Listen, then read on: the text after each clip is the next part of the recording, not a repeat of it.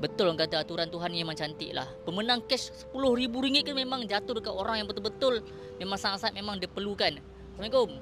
Siapa nama? Adam. Adam, okey. Adam, betul berupa insiden Betul. Betul, okey. Cerita sikit. Semua orang nak dengar apa kisah dia. Dah dia, saya baru lepas hantar order daripada Putrajaya nak pergi ke Cyber. Start berlakunya dekat traffic light lah. Kereta tu dia terlepas susul keluar kiri. Bila dia terlepas tu dia masuk tanpa bagi signal. Lepas daripada traffic light tu, saya kena blok lah. Langgar kereta dia, terbang ke depan lah. Memang Grab full time ke atau part time? Asalnya part time. Part time. Lepas tu baru berhenti daripada kerja retail, full time lah. Full time. Untuk sekarang ni, untuk cari modal nak buat bisnes. Kiranya memang tempang habis lah, dah tak kerja. Lepas tu motor rosak teruk. Betul. Saya pun tumpu lah macam mana cara nak cari duit lagi kan. Dengan duduk rumah tak ada, tak boleh nak buat apa. Bahu tak boleh, tangan tak boleh nak angkat lah. Patah. Bahu patah? Betul. Lupa nak tanya, nak buat apa dengan RM10,000 ni? Okey.